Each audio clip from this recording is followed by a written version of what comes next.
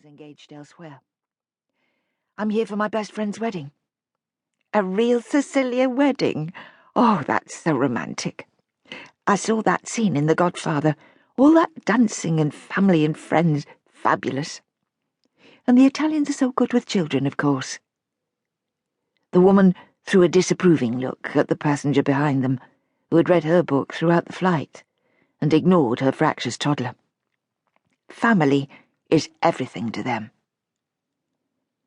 Laurel stuffed the book in her bag and undid her seatbelt, suddenly desperate to escape from the conversation. "You've been so kind. Sorry I've been such boring company on this flight. If you'll excuse me, I have to go." "Oh, no, dear, you can't leave your seat yet. Didn't you hear the announcement? There's someone important on the plane, some VIP or other. Apparently they have to leave before the rest of us." Peering past Laurel out of the window, the woman gave an excited gasp. "Oh, just look at that! 3 cars with blacked-out windows have just pulled up.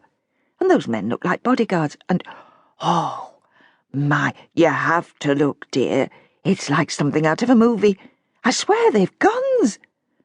And the most gorgeous man you've ever seen has just stepped onto the tarmac. He's got to be at least 6'3", and spectacular to look at."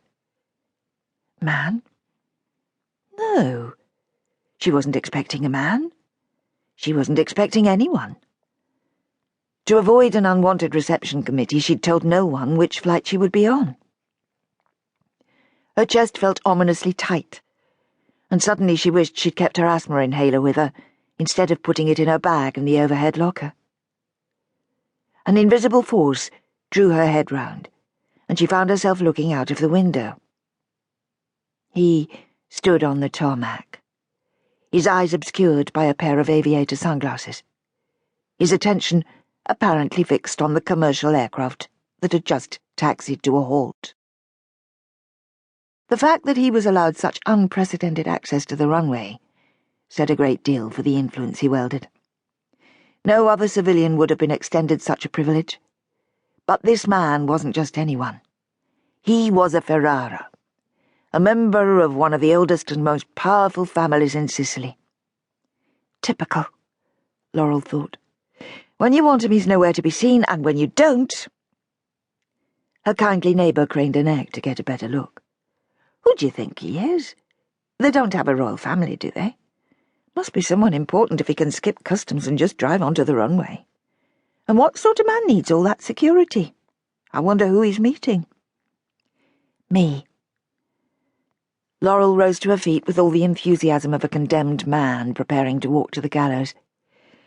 "His name is Cristiano Domenico Ferrara, and he's my husband. Mistake number 2, she thought numbly.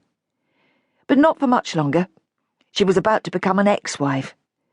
A wedding and a divorce in the same trip, killing 2 birds with 1 stone. She wondered about that saying. What was good about killing 2 birds?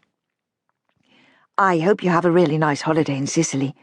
Make sure you try the granita. It's the best." Ignoring the worried look of her kindly neighbour, Laurel removed her bag from the overhead locker and walked down the aisle to the front of the plane, grateful that she'd worn heels. There was something about high heels that gave you confidence in a tight situation, and she was definitely in a tight situation. Passengers whispered and stared, but Laurel was barely aware of them. She was too busy wondering how she could get through the next few days. It would be the biggest test of her life, and she had a feeling it was going to take more than a pair of killer heels to see her safely through it. Stubborn, arrogant, controlling. Why had he come to meet her? Was he punishing her or himself? The pilot hovered at the top of the metal steps. "Signora Ferrara, we had no idea we had the pleasure of your company on board." His forehead was shiny with sweat, and he cast a nervous glance towards the formidable welcoming committee assembled on the tarmac. "You should have made yourself known."